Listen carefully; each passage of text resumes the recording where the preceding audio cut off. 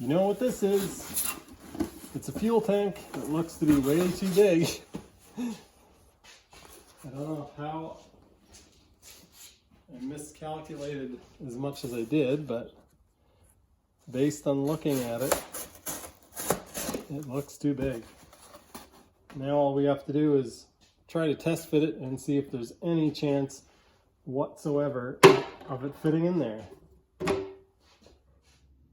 Hello YouTube and welcome to another video. This was supposed to be about my fancy new spark arrestor, but that video is taking a little bit longer than expected, so I decided to veer off at the last second and make that video that I've been promising about my cooling system. I've been saying for about 3 or 4 videos now that I had to do some work on the cooling system, welding on a bung and some other stuff.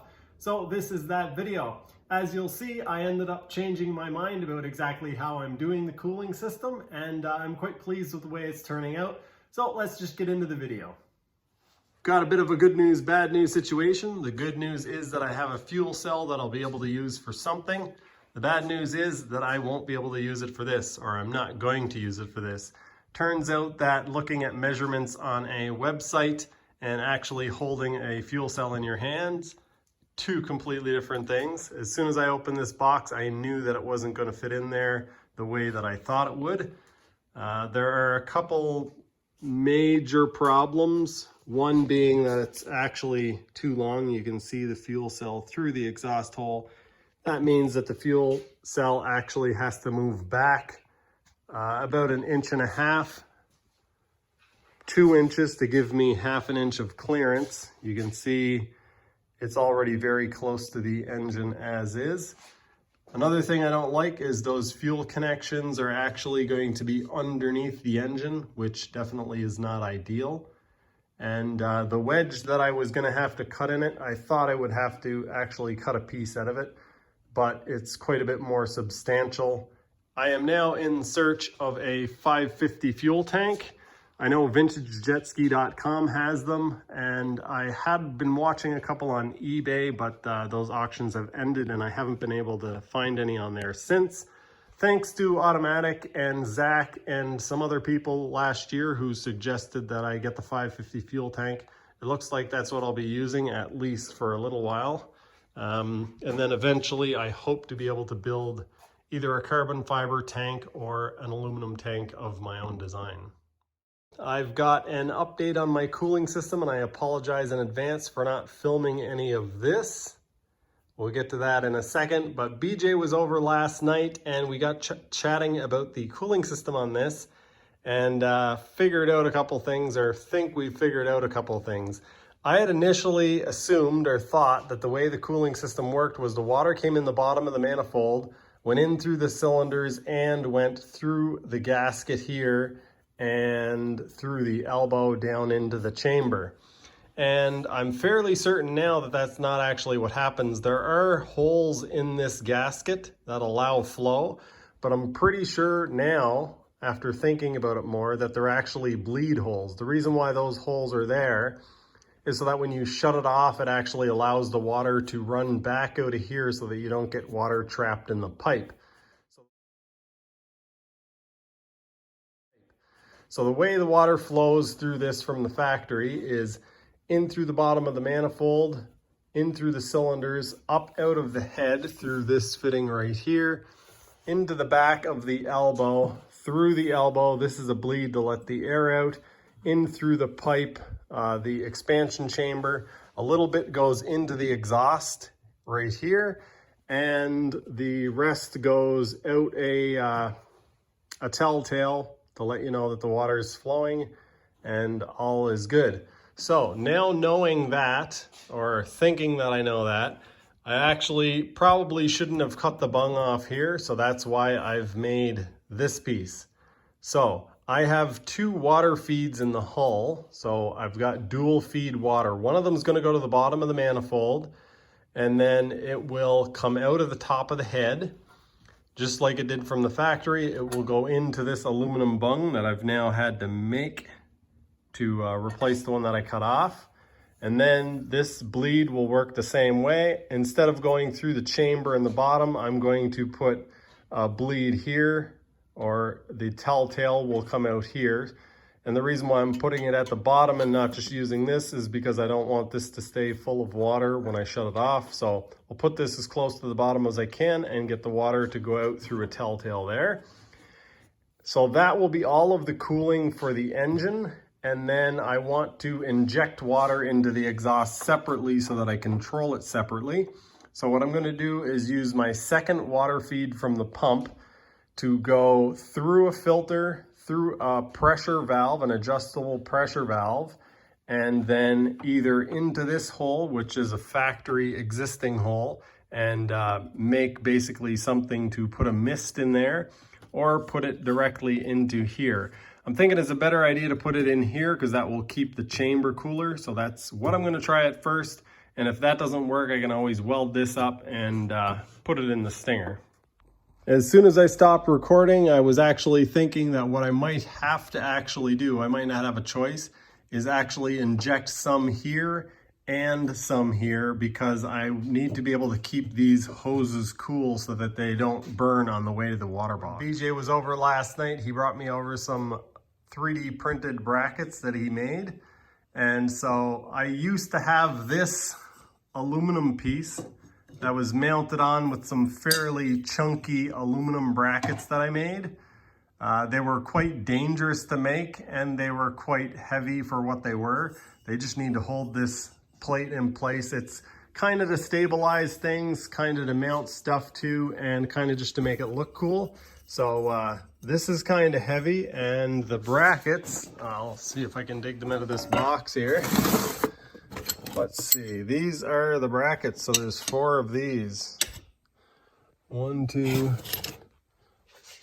3, and 4. Because we're right by the scale, let's throw them on the scale and see how much they weigh without knocking a bunch of stuff over.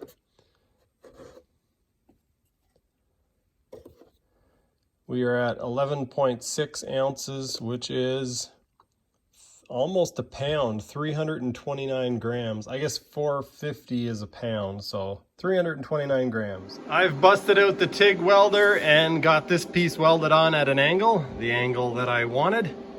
And I am about to attempt welding in some of these bungs. So I've got a bung that's going there, and then I got to drill a hole out here. So I'll remove this piece and do that. I also found this crack in the pipe that I'm going to repair, and I have to close up the water jacket around this area, so that's going to take a little bit of fabrication and figuring out. And I'm getting ready to weld this on.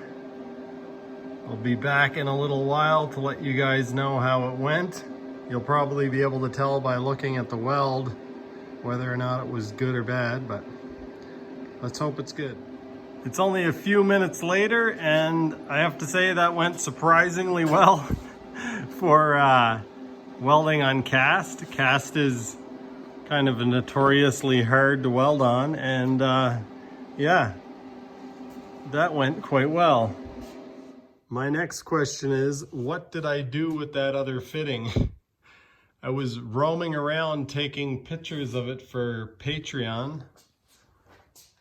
I don't really know where it is. I was sizing up some of these fittings. Oh, here it is, underneath one of my gloves. Okay, that's good. I thought that was going to be harder to find. So now what I need to do is make a 1/2-inch hole in this side. I think I'm actually going to plug these up first. That is going to be a little bit tricky. When I say a little bit tricky, it's probably going to be a lot tricky. So all of these little holes here, all these water jacket holes, need to be filled up. This is going to take a long time, folks. I tried welding this one, this one, this one, that one, the next one, and then I struggled for, probably took me 5 minutes to do that alone, and I had to use a heck of a lot of filler rod. As you can see, it's a complete mess, and I'm gonna have to do a lot of cutting to get that back down.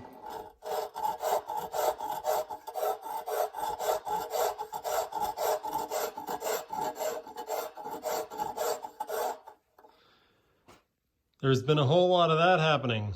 But as you guys can see, that is the last 2 holes that I've had to plug up. Not gonna lie, I'm kind of nervous about welding this up. I suppose in the end I can't always make another one and drill or grind this out, but I'd rather not.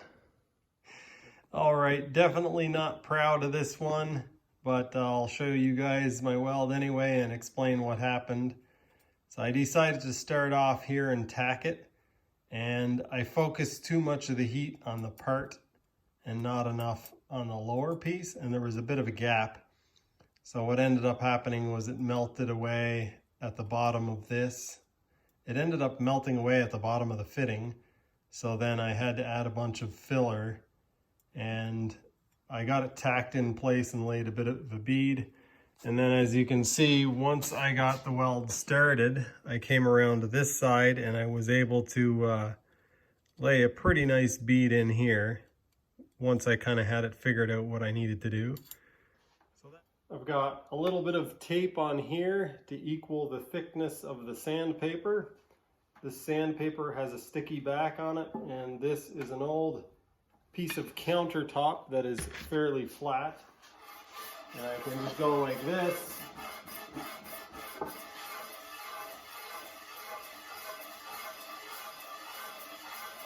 And that will help me sand the surface of this nice and even. As you can see, it's already pretty good.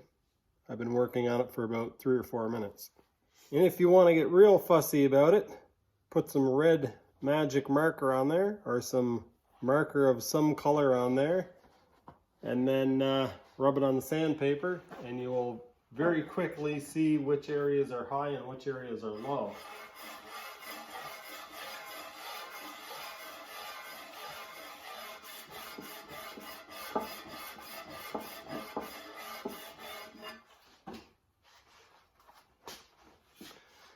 As you can see, a little bit of a low spot here, around the bolt holes a little bit. So keep working on those until it's all gone, till all of the red's gone.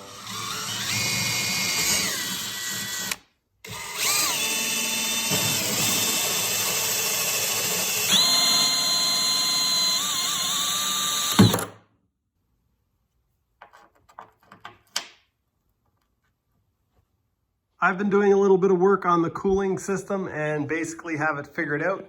I still haven't dealt with the injection system or the water injection into the exhaust, but I know what I'm going to do now. So I'll give you guys a quick explanation of my cooling system. There are a few pieces to it that might be a little bit confusing, so I'll try to do my best to explain it. I've got 2 feeds coming in. One of them is going to be for the water injection, which I don't have hooked up, and the other one is for cooling the engine and the exhaust. So I've got 1 feed coming in that goes into the bottom of the manifold, comes out of the manifold and into the cylinders, out of the top of the cylinder head through that fitting right there, which is teed off. We'll talk about why it's teed in a few minutes. And it comes through here after cooling the cylinders and cylinder head, goes into the elbow, back through the elbow, and exits the pipe here. It then goes down and out through the telltale so that I can see that it's actually being cooled.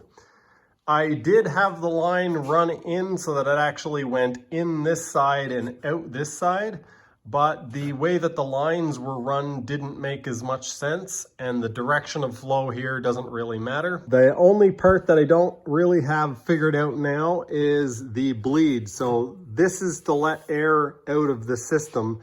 Without this, the water wouldn't necessarily make it all the way to the top of the chamber in the water jacket inside here.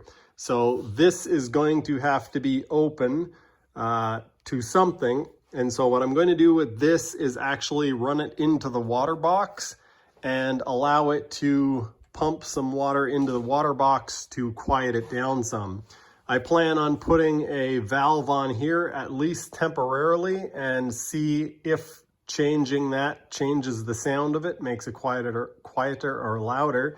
And if it doesn't make much of a difference, then I'll just take the valve off and run it straight through.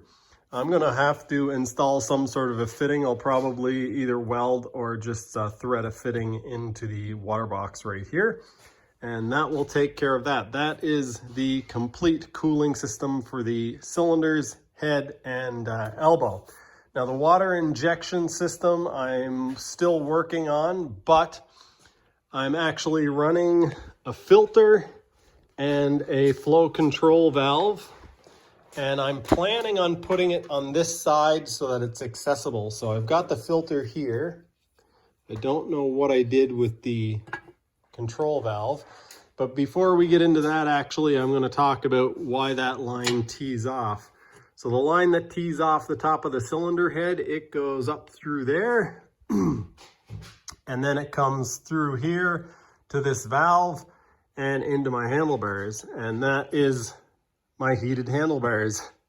So if I reach down and flip this lever over like this, that is turned off. This is turned on, and I can vary it to make it flow as much or a little as I please.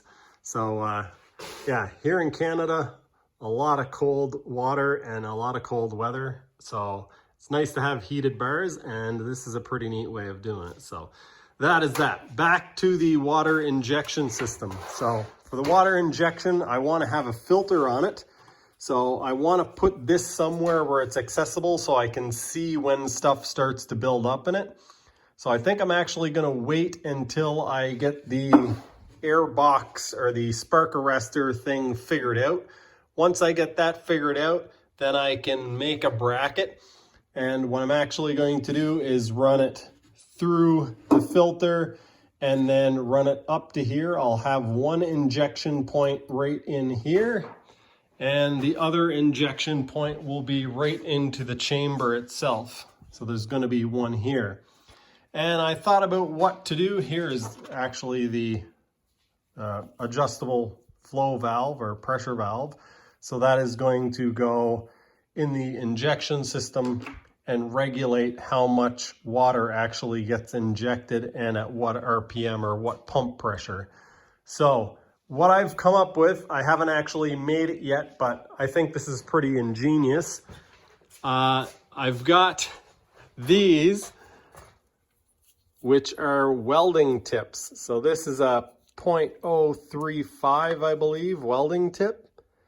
And a lot of people put jets, they'll use Mikuni main jets and build some sort of a thing for them, or you can actually buy a thing. But what I'm going to do, I've got some of these relay terminals left over, and these are actually 6x1 thread.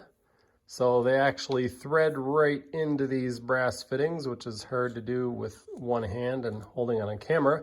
But basically what I'm going to do is thread the end of this so that I can screw it into the exhaust, or thread this end probably, screw it into the exhaust, and then make it so that I can put a line on here and then screw these in. And if I am not getting enough flow, I can either change these out or drill them out. These are copper, so they won't corrode.